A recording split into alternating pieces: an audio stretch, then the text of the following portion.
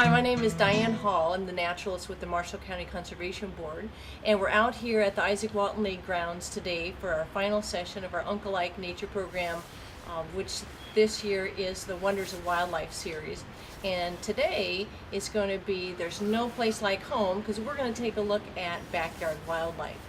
So first of all, we're going to review what is habitat, since we started with that and then have been looking at some of the different aspects of wildlife throughout the year. So we'll review what's habitat, and in case you didn't know, that involves a place for the animal to live, that they're going to find food, water, shelter, and space. So today we'll explore, kind of brainstorm, what animals do you think you might find in your backyard? And then I've got a little worksheet where we can look at some suggested animals.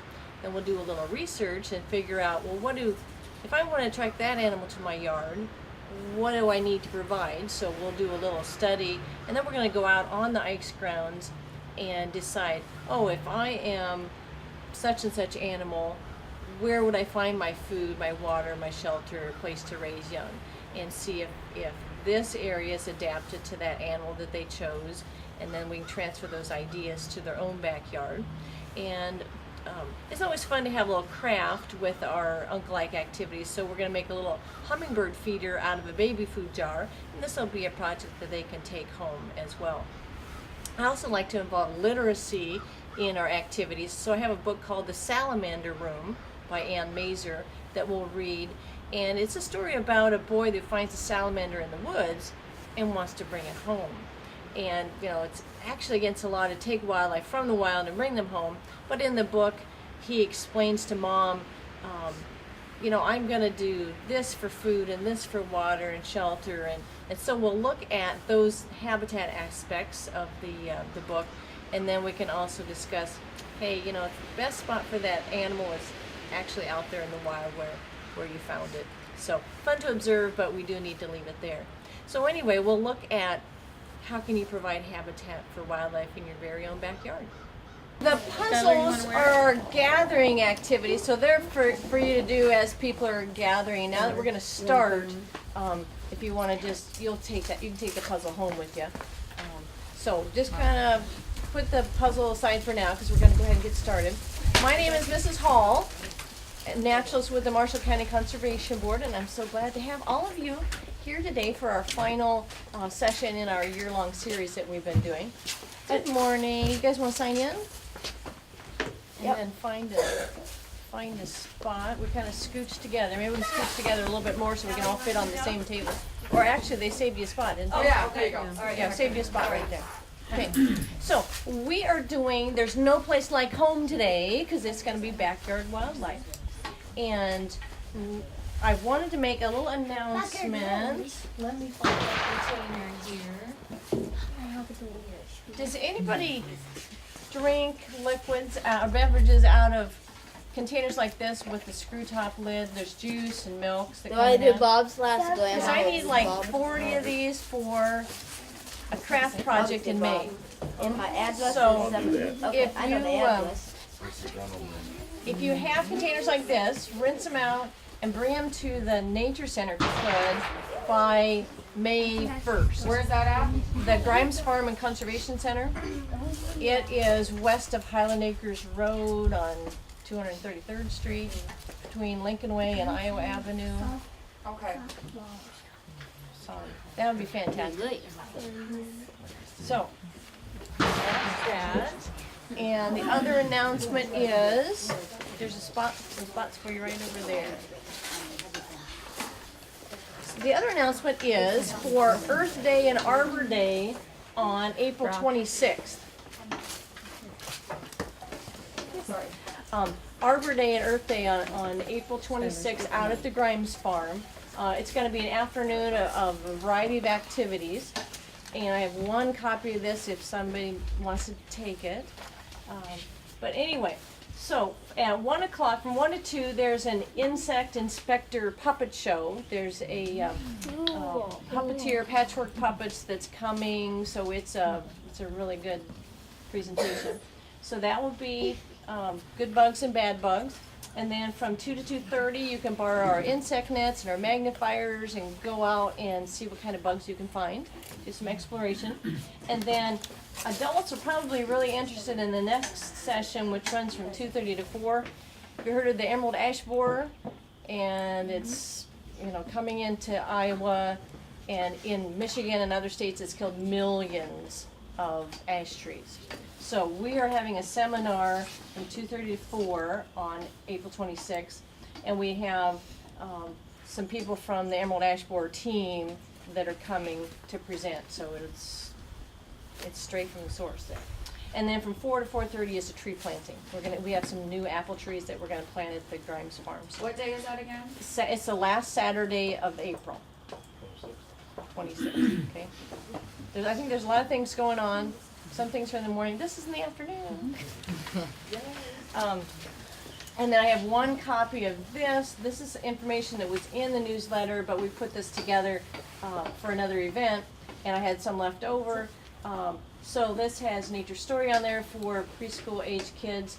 But one of the things I wanted to point out is that while this is the last Saturday series for Uncle Ikes, we do have our day camp coming up in the summers, July 1st, 2nd, and 3rd, and registration opens May 1st.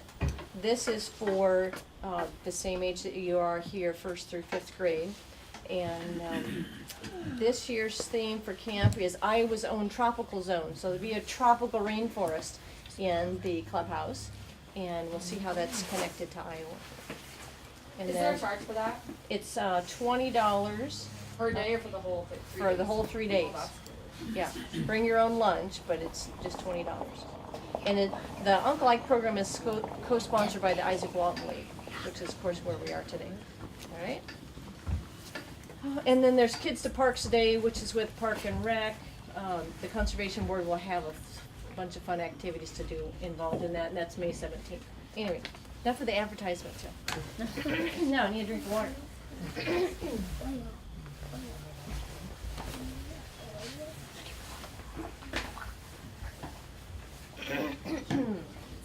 All right, so this series has been about wildlife, and we started off our series with habitat. You have to have a habitat. I should have brought that song with me again. But anyway, what is habitat? Who can raise your hand if you can tell me what habitat is? Maybe one of the parts of habitat. Okay, you had your hand up first. It's an animal's home. Yeah, it's a place where an animal would live. And in that home, you have to find 4 different parts of it. Okay? Brandon, what's one of them? Conifers. Conifers would be in there, and they would provide shelter. So shelter is one of the things in our habitat. So shelter. And if you think about what do we have to have, what do the animals have to survive? I see another hand at the end of the table there. Water. So we have water and shelter. What else would you have to survive? Food, water, shelter, and the last one's a little more challenging. I'm going to go over here. Air is part of it, but it's not the word I was looking for. Space was the word. Yep. Mm-hmm. So you've got food, water, and shelter in a space, arranged in a space. Okay. Now, the space has to be big enough. For example, could an elephant live in a shoebox? No, there's not enough space. Okay, so we'll think about those for your backyard. Could that be a habitat for wildlife? Okay, and we're going to explore the Ikes grounds as a backyard habitat and see if there's a place for wildlife there. Okay, we'll look for those components. Now, we will, and I had my nice little poster, I better get it out. Since I brought it with me. Yes, you guys got all of them. Food, water, shelter, and space, and in an arrangement that is, that works for the animal, okay? Now, in our shelter, we'll also be looking for places to raise young, okay? All right, so I'll put that here. Now, I'd like to read the book, The Salamander Room. Have you guys read this book before? Anybody? Okay. Can you hear me okay down there? Way down there. This is by Ann Mazer. And we will look, I want you to be looking for those components, those parts of habitat as we read the book too. Okay? We'll talk about that in a little bit.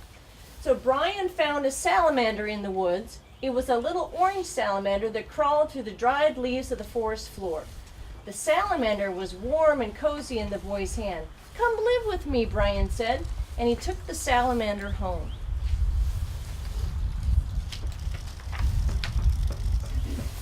"Where will he sleep?" his mother asked. "I will make him a salamander bed to sleep in. I will cover him with leaves that are fresh and green and bring moss that looks like little stars to be a pillow for his head. I will bring crickets to sing him to sleep and bullfrogs to tell him good night stories."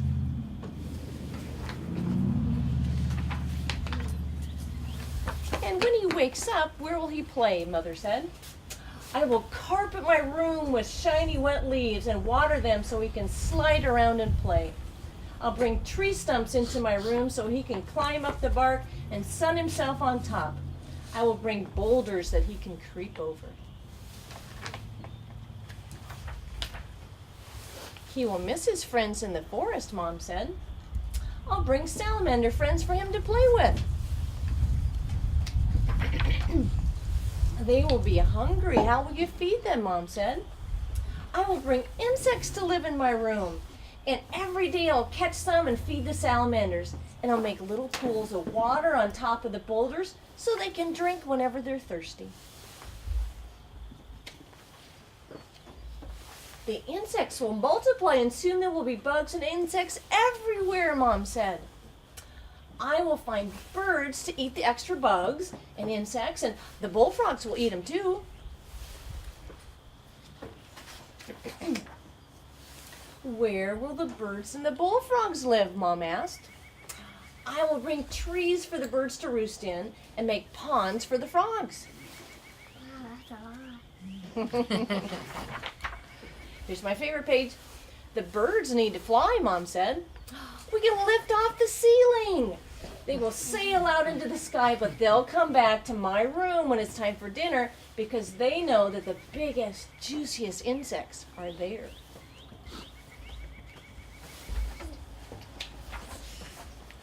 "But the trees, how will they grow?" Mom asked.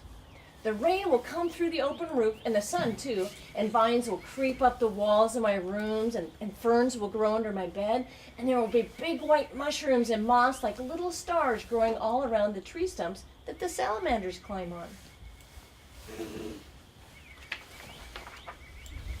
"And you, where will you sleep?" Mom asked. "I will sleep on a bed under the stars with the moon shining through the green leaves of the trees. Owls will hoot and crickets will sing. And next to me on the boulder with its head resting on soft moss, the salamander will sleep." The end. So, hey, where was the best spot for that salamander? In a pink shirt. You had your hand up first there. The forest? In the forest. Yeah. Yeah. Did you know it's actually against the law to take an animal from the wild and bring it home to be a pet? Yes. Okay, that is against the law. It's okay to borrow them for a little bit, observe them, but let them go. But in the story, that just kind of helps to illustrate that. Question? What about a caterpillar? Can What you about a take that home and make it turn into a butterfly and then let it go? Yep. Yeah, because you need to let it go again. What about if you buy a fish from a store? That's different. Because, see, you're buying a fish from a store versus going out into the wild and taking it out of its habitat. Because they really enjoy the habitat. Yep. So what were the habitat parts in this book? What did that salamander need? What was its food? Remember what the food was? Ooh, here are the geese. I see the geese. Sure where they're at. Oh, there they are, flying over. It's you? Yeah. Cool. Here. All right, so Boom. back to salamanders. What did the salamander eat in the story? Remember? Cricket. Crickets. The crickets were going to sing him to sleep too. What else? Insects. Yep, insects is what he's going to eat. And earthworms, they like to eat earthworms. Where was he going to get water? Water's another part of your habitat. From the boulder. Yeah, on top of the boulders, there was going to be little pools of water. Okay. Now let's see. So what else? We got food and water. What's the other part for a habitat we need? We need space. So he's created space in his room there, and then one other part. Shelter. Shelter. What was part for shelter in our story?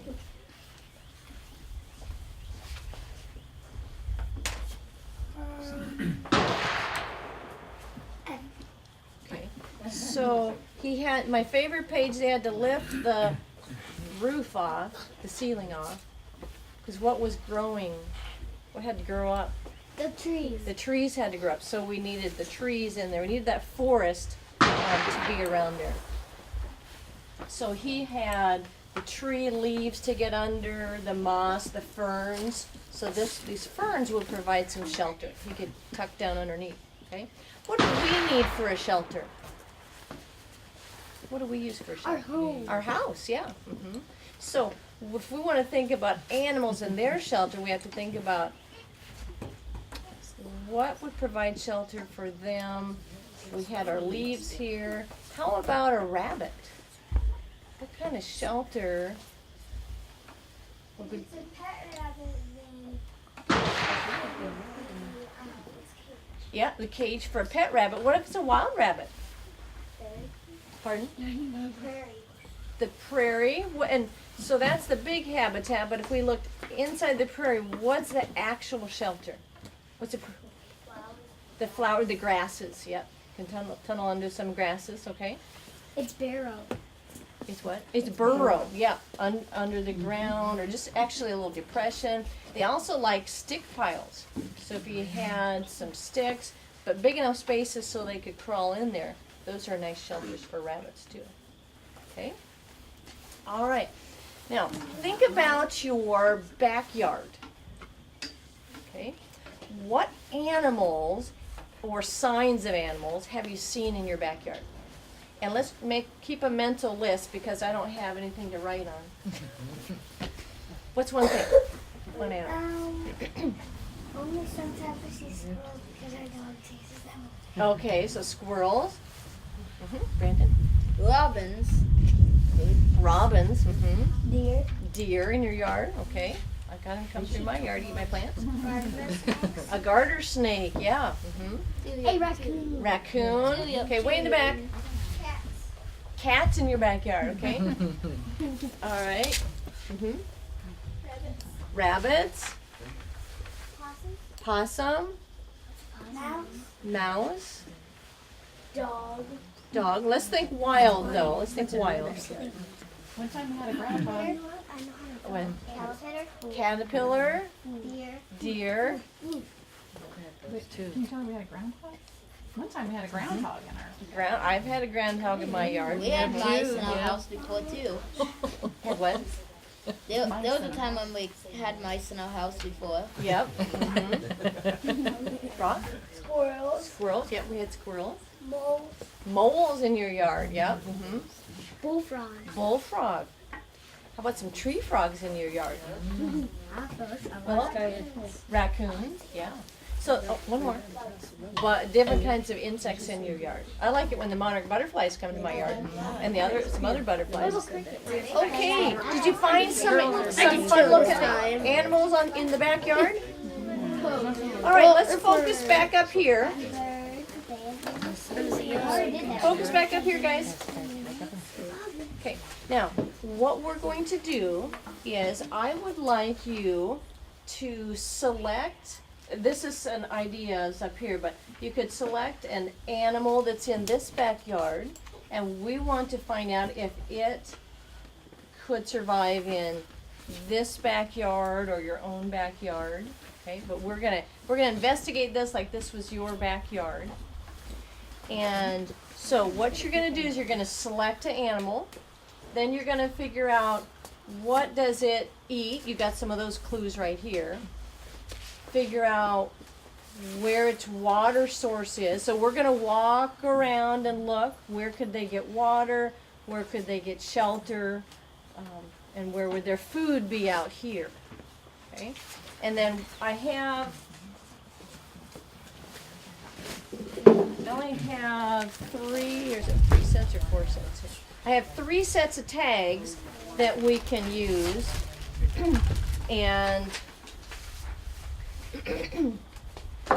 since there's not enough tags for everybody, then we'll have to make something up.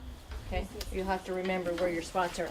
But for if we're marking food and water and cover and places, which would be shelter, and a place to raise the young, what do you think the blue tag ought to be? Water. Yep. So the blue tag will be water, and we will put a piece of tape. Oh, I hear more geese. Yeah. Just a pair of them. 2. Okay. So we will put a piece of tape on there, and we'll put the animal name on there. And we'll do that with the whole set. The green will be a place to raise young. The yellow is going to be food, and the orange is going to be shelter. Okay? So you will choose your animal. I've got some different books here. We can look up some other details, but then we're going to spread out and look around. And so let's say you found, you had a bird and you found a shrub that had berries on it, or a shrub that would normally have berries on it, and you could clip this tag with your animal name written on here on the piece of tape. Clip that onto the bush, and that would mark that's where my animal is going to get food, and put this somewhere near the water source. The orange was for shelter. Where could my bird get some shelter if I was a bird? And obviously if I was a bird, I'm going to use a nest, so you might clip this to an area where you think the nest might be.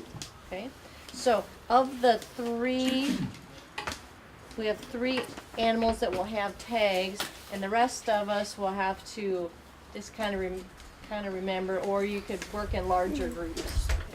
So, what animal did you guys pick? So, here's some markers. Yeah, so we'll have to take.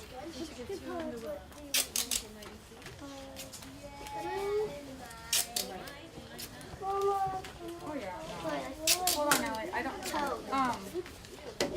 Okay, so right possum on the. I'll move these. Okay, so Well, someone else had squirrel too. Who else wanted to do squirrel? You guys, we might have to take 1 tag per group. Well, yeah, well, 'cause- what you wanna do 1 for squirrel, then you could Yeah. Keep in mind and picture those for the Right, other ones. right. Okay, so you're gonna tag So all for 4 the of you can each squirrel. take a tag. Oh, we got 6 girls. We just need to get together. All your eyes need to be looking for where could my squirrel raise its young, because that's the green tag. Where could my squirrel find water? Where could my squirrel find food? What is that? Why don't we have you 4 do squirrel and these 2 are gonna do raccoon, okay? And you don't have to have tags. That one is, yellow is food. You're looking Okay, for food. you can do toad, but you don't Orange need is to use a shelter. tag if you don't. Oh, Shelter. So where do squirrels like to find shelter? in There you a go. tree maybe with a hole. Bingo. Yeah. The green one's where place to raise young. shelter. You just talk about both of those things. Well, we picked a place to raise young and a place for shelter for the shed because they could live there and predators wouldn't probably get it in because it's a really small hole, but lots and lots of mosquitoes can get in. Okay, so there's probably could be some little crack where they could crawl right in. Doesn't take, it's like mice, they can get into some little crack to get in, and roost inside there. Now, a bat would also like to roost under, or find shelter under loose bark on trees too. If you didn't have a man-made building around, they would crawl up under loose bark on a tree too. Okay. They also go under the Under. shed. There's young runners. Spot in the door there. Oh, okay. And the girls found a hole in the back. So, there you go. Good observations. Anybody ever had a bat in their house? Oh, yeah. Yeah, so they bringing back fond memories. So there's bats and mice just need a little gap. Oftentimes we get calls at the office saying, "Oh, I have bats in the attic. You know, what do I do?" So here, I'll tell you guys. What you need to do is go out as the sun's going down to see where the bats are exiting the house, and then you need to plug up that hole, but you want to plug it up when all the bats are outside, okay? So it'll take a little bit of planning, but you need to go out to watch them exiting. Yeah. Do they promote bat houses around our area? Yeah. We, in the past at the Conservation Board, when we've done our woodworking for wildlife, you could make a bat house or a wren house, a bluebird house, a wood duck house. Does it look just like a birdhouse? No, actually, it's a bat house. It might look like it'd be fairly wide from side to side, but deep, it's probably only about that deep, or it could be a little bit deeper. And then there's some vertical boards on the inside, providing little spaces for the bats to crawl up under. So it's kind of simulating crawling up in that loose bark, between the bark and the tree. Yeah. So, all right, so we have taken care of our bat. So could a bat live out here in this backyard? Mm-hmm. Yeah. Now, do you thinking about the places we stop, could a bat live in your backyard? Mm-hmm. Probably could, yeah. And I would like bats living in my backyard because they eat, what'd you say? Mosquitoes. So that's a nice thing for them to eat. All right, let's see, what animal has some other habitat components right in this area? Maybe that'll be our next one that we go to. Anybody have some tags nearby here? Yours? Okay, so what animal are we looking at now? A bird. A bird. All right, so lead away. Take us to some of your habitat components. Okay, so you got some, so of the trees around, you got some trees that provide berries and seeds and nuts and that type of thing. So, all right, wonderful. Okay, so we'll leave this here. What other animal would love to have eaten these? A squirrel. The squirrels would like these walnuts here, yeah. Now, did that come out of these trees? I don't know. No, these are pine trees. So out of here, do you see any, oh, I see some pine cones. So your squirrel could have eaten some of these. Oh, can they eat pine cones? I They'll didn't know if eat they the were edible. they eat the seeds that are on the inside of it. I didn't know. Yep. Okay, so what else? Oh, so you just had the food source. Okay, all right, because you split up your tags. All right. Okay, so anybody else have a tag in this area? Okay, we got, all right, oh, I see an orange tag here. Whose is that? All right, come tell us about it. Okay, let's have everybody come up and then wait till everybody gets. Ben, show 'em. Hey, talk really loud. No. What are you? Say, I am in. Skylar, you tell her. Okay. Tell her first what she is. Oh, because there's this tag on the back there's of a tag on her. And that's a place to raise young, huh? She is the mother opossum. Oh, okay. She would live in this place because there's an opening right here where you could go under and live. There's a little space under there. Oh, okay. And they have a baby. Yep. Got her baby there too. Yeah, They carry their babies with them. They take their babies with them. Okay. So, I think we're all here, so tell us about your water. This is the water is the possum stream. The possum could come here and get a drink of water. That was water in there, but or down there. There's water. So it looks like some rainwater, yep. It'd be a habitat for mosquitoes too. Yeah. All right, good job.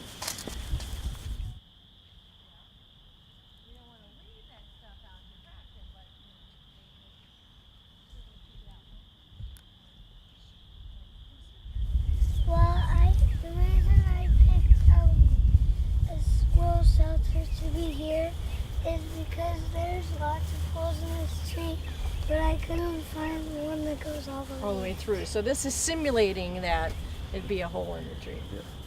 All right, wonderful. Okay, what else is nearby here that fits with somebody's animal? Yes.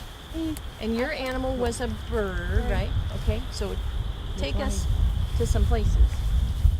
I hear a cardinal singing behind it, besides the frogs. There's a cardinal calling. That one right there would be a nest in this tree, Mm-hmm. and that the would be birds some- would live in it and raise their young. Yeah, yeah. And evergreen trees are really nice to have as part of your habitat because they're providing some good windbreak shelter, especially in the winter time. This time of year when a lot of other trees aren't leafed out yet, the animal can hide better in that type of tree. So it's good to have a diversity or lots of different kinds of trees in your yard, including an evergreen would be good. Okay. I picked the water for over there, Okay, talk to us this way though. so the possum can walk over there. The possum could go to the pond to get some water. All right. So it's handy to have a pond, but we can't always have a pond in our backyard, can we? What other water source besides a puddle could we have in our backyard? Something that we could make, actually. Make a bird bath. Yep. And it could be something that you make, or something that you purchase. It could be a garbage can lid turned, upside down. Something that's going to hold water. Okay, so it doesn't have to be real elaborate. Yes. A rain barrel? A rain barrel would collect water, and that would be a water source to water your garden or to fill up your bird bath with. All right, what else do we have as a habitat component nearby? Okay. Oh yes, right over there. I can see that green tag. Over there, there's probably going to be damp puddles where the toad can raise its young. Okay, so we have a toad and place to raise young. So the toad eggs need to be in the water, but then the toad will be out hopping around, spending most of his time on the land. So good, place to raise their young. All right, so once you pick up your tag, any other animals that we have to learn about yet and their components, or did we get everybody? Okay, so where would you...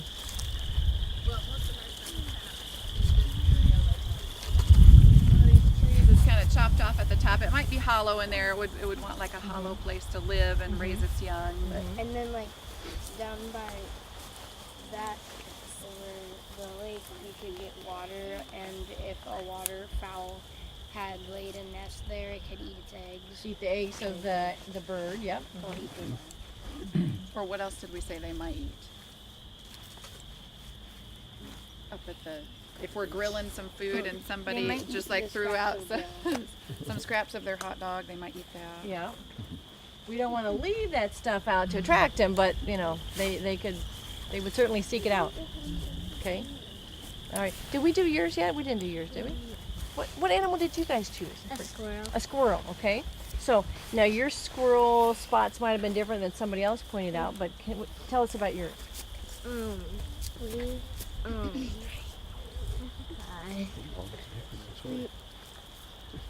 We found soy nut and Yeah, you had all of those nuts that you showed me on here, on that other page. Yep, pull that sheet out so you can refer to that. we had acorn nuts, walnuts. And can you say it a little bit louder, so like when you're shouting at Grandpa? He's across the room. Acorn nuts and walnuts and hickory nuts, and they could drink out of the pond over there and a creek. Yeah, and there's a creek down here they could get water at. And there's bushes they could get food out of. And they can live in hollow trees and leaf nests. A leaf nest. Have you guys seen those? And when you're looking in your yard, and maybe your neighbor's yard, you've seen a big leafy ball, which is a nest that they could use. Have you seen those in the trees around you? Yep, they like to use those. Okay, and we had another raccoon. You want to tell us about yours? Our food source was bird eggs or berries. Bird eggs and berries. Okay. Like our water source was a pond or like a puddle. Pond or a puddle for their water source. And then like a tree, there could be like a hole in the tree that like they would use to like raise their young and stay in. Okay, so a big hole in the tree to raise their young. And for shelter. And for shelter. Okay, wonderful. Anything else? No. That's it. Okay, you guys did a fantastic job. So think about those animals. What would you need to provide it in your home? And if you flip over, let's see, which one did I put that on the back of? The picture that has the backyard with the different animals. On the back of that is kind of like a little planning list for you if you want to select some of the different animals that you want to make sure come to your backyard. Then there's plants, wildlife, places, and conditions that you can look at on the side and then just check off, okay, I want to add this, I want to make sure we've got some hiding places for this animal. So kind of use this as a planning sheet to how you can improve your backyard. And back at the table, I have another handout that I don't remember how many copies I made. So we might have to share some of those. And then we can make a hummingbird feeder out of a baby food jar. So I have that for us to do back at the table there. So let's journey back to the table. So it's all. If we look on our sheet there, what could we do differently in our yard? Look at that list. There's some on both sides. So kind of glance over that list. I don't have one up here anymore because I gave them all away. Who's Brandon sharing with? What could make your own backyard better? We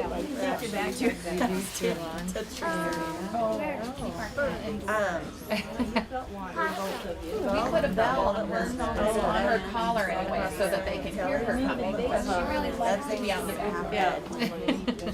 Oh, what if they get rid of my dirt?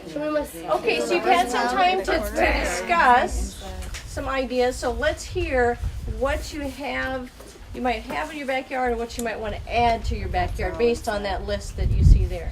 Okay, so can you share? Oh, It's your handy right up here in front. Yeah, we talked about adding some bird feeders. We don't have any of those. And then several of our trees have died in the last few years. So we've been wanting to plant another tree. So we're talking about planting a pine tree so then it's shelter all year round. Okay, so adding some trees and adding some feeders. All right. Do you have anything to add to your yard? Well, just the insecticides Oh, looking at the insecticides. from my neighbor's yards. Oh, from the neighbor's yards. Yeah. Talking to them about it. So. Yeah, cutting down the amount of bug spray you use in your yard, because the insecticide kills good bugs and bad bugs. So you need to think about what you're putting down, because we've had a big loss in numbers of insects that pollinate your plants. So with bees and butterflies, so if plants don't get pollinated, so if your fruit plants don't get pollinated, what's going to happen? No fruit. Okay, so pollinators, they're really important, and we need to keep in mind these bird friendly can also be insect friendly. So it's a good list to look at. Who else would like to add what they could do in their backyard, do something different in their backyard based on that list? Brock? Plant more trees in the yard. I can't hear you. You need to plant more trees. Plant more trees in the yard? Okay. Plant more trees. Yeah. And the good thing is a plant diversity, plant not all the same kind of trees, but different kinds of trees. Okay. Anybody else want to add something? What could you do differently in your yard? Yes. Oh. No, that's not about this. Yes. We want to plant some berry trees in our yard. Some berry bushes. Yeah, bushes and and we want some other native plants or whatever. Native is good, yeah. Yeah. Because the native wildlife are used to that food source, and so they'll know, hey, this is what I'm looking for. And native plants are adapted to the weather conditions we have here, so they're more likely to survive. And you can go online to get specific plant lists for your area. How many of you been to Blank Park Zoo? Okay, the zoo has just announced a program, and Ryman Gardens over in Ames is involved with it. The DNR, a few county conservation boards are involved. Anyway, it's called Plant, Grow, Fly, and so their mission is to increase the amount of gardens around for pollinators to visit. And you can go to Plant, Grow, Fly. Well, actually, you go to Blank Park Zoo website, and then you can get to the information on Plant, Grow, Fly. I have one brochure here, but it tells you why they're concerned, how you can help, and they have some easy-to-follow recipes can be formed to your landscaping needs, from pet-friendly to sweet-smelling, low-budget to no expenses spared. So you can go to this new program to get some lists of what to plant in your area, but there's also some other sources for lists as well. Well, we are going to, there's lots of different things that you could add to your yard. We talked about the bird bass earlier.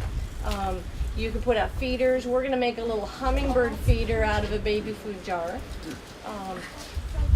Now, one group had a toad as their animal. Do you know that you could make a little toad house? A little shelter. All you have to do, I didn't bring a pot with me, but take a clay pot. Take a clay pot. You can decorate it if you like, and then turn that pot. Let's just say here's my pot. Well, just say here's our pot, clay pot. So you can decorate it, but then you turn it on its side, and you can kind of bury it partway into the ground, so it's not rolling away. But then a toad can get in there and have some shelter. Okay, so you can Just put like that. does that have a hole in the back, or does that matter? You know, talking about the drainage hole. Are you talking about a clay pot? I'm talking about a clay pot. Yeah. Like a planting one. Yes. Yep. So a real simple thing to do, and that's going to provide shelter. I put ours like in the corner of the garden, because a toad is nice to have in the garden, eat some of your bugs in your garden. Yeah. So that'll provide some space. So lots of simple things. You don't have to go out and buy things. There's things you can make at home.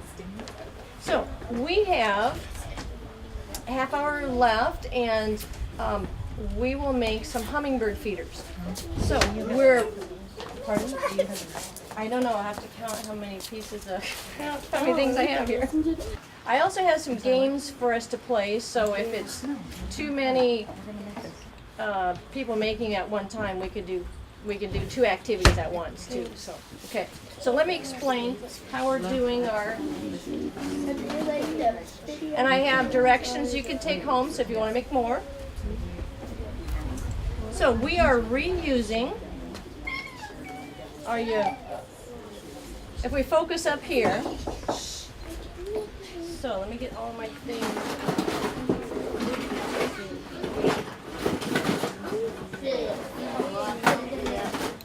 Okay, keep your props out here. All right, so what we need to do is you're going to take your jar.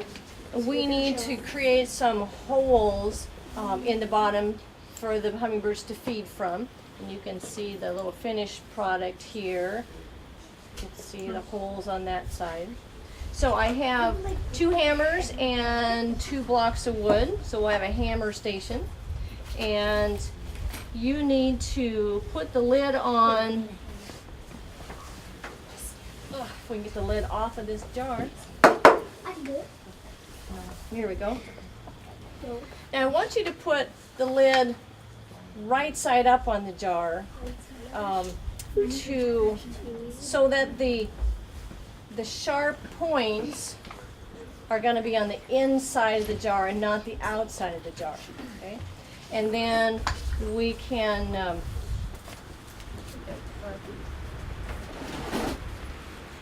use the smooth part of this wire cutter here and just kind of tap them or bend them down so they're not sticking up, because you don't want to get the hummingbird's tongue cut it off.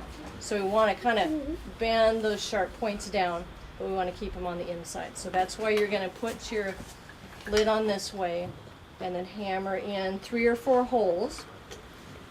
So we'll have a hammering station there, and then you're going to I have red circles somewhere, here we go, and scissors. So you'll need to cut out a red circle, and I have some tacky glue. You're going to want to, actually before you glue it on, you want to mark where your holes are. So you'll go through the holes here and mark a spot, and I have some paper punches. So you'll punch your holes out so they line up on your red circle with your holes on your lid. Make sense? Okay. And I have a little container. Put your circles in so they're not blown around. There. Okay, and we have tacky glue to glue those on. Make sure you line the holes back up again. Okay, now we have our wire. Okay, and I have 2 wire cutters, needle nose pliers. So and this is about 32 inches in length. We're going to bend the wire in half. Okay, so we just made this little loop here. So this is that hanging loop.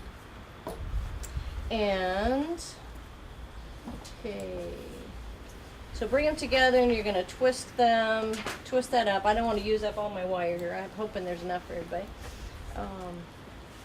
Okay, so then you're going to wrap.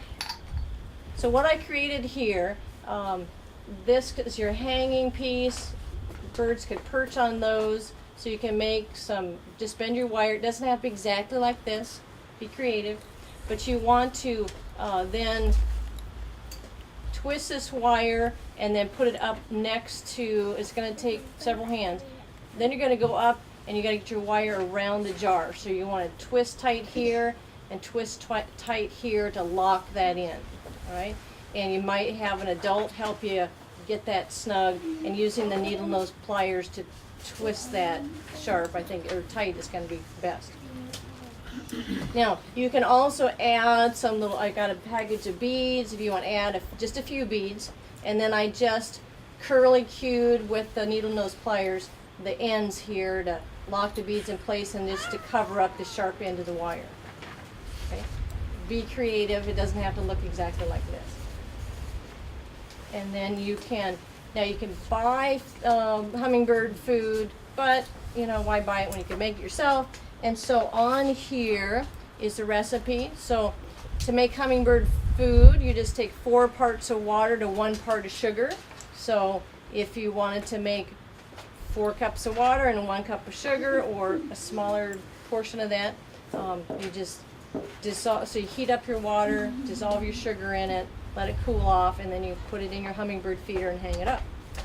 Now if you want to add some more red to your feeder, you can. You do not need to add red food coloring to your liquid, okay?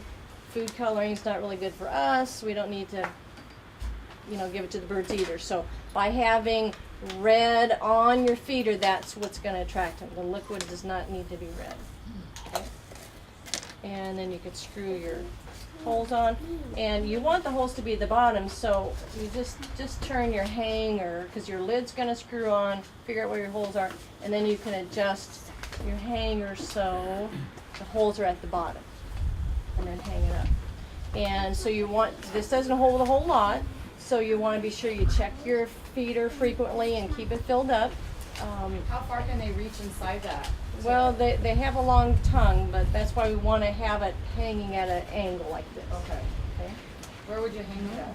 Well, so where would be a good spot for a food source for your, let's come up with some ideas. Yes. Apple tree. So you can hang it in a tree. You might want to hang it near someplace where you're going to see it. Okay. Outside the window on that shelf. Out, right. Near some other flowers that might attract them as well. Near the house, so you can watch it. Yep. Okay. And you might have some ants that find it too, or they always, it's a food source, so ants or bees might come also. But you do need to make sure you rinse or wash this out so that you don't get mold growing in it, because mold's not going to be good for them. So you do have to, like you clean your dishes at home, you need to clean it up after the hummingbird too. Okay? Questions?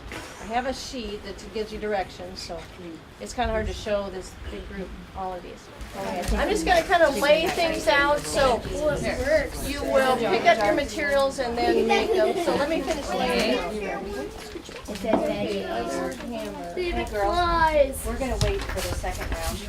Okay, We're gonna let her. That'd be great. Okay, go sit down. I think we'll start on your so here. You want to? This one's fun. Thank you. Don't hurt the brand. I think they wanted snip.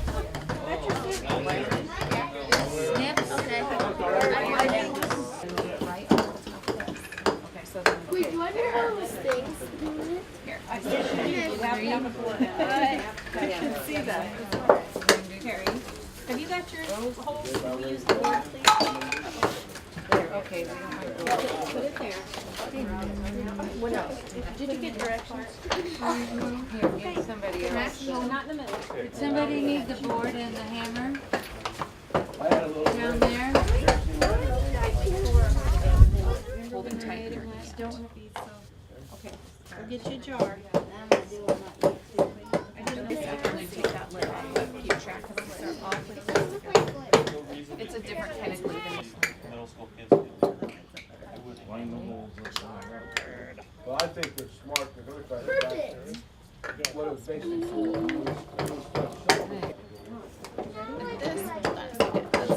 Let's do this real, we gotta tighten it up around this side too, okay? So, hold on. Honey, no, not yet, because it's gotta be wired. I think there's some beads in there. These are also fun. We can glue it and let it dry. Yeah. Okay. How could it still fall off? Snug, so push this forward. If you can't get enough of Uncle Ike's, this summer we'll have our Uncle Ike Nature Day Camp, and that will be July 1, 2, and 3 here at the Isaac Walton Lake grounds. And this year's theme is Iowa's own tropical zone. So we're going to explore the tropical rainforest and find out its connections here to Iowa. And there's a limited space for people to sign up. So May 1st, the registration opens, and you can call the Marshall County Conservation Board at 641-752-5490 to get your child signed up, and it's open for kids who've completed grades 1 through 5.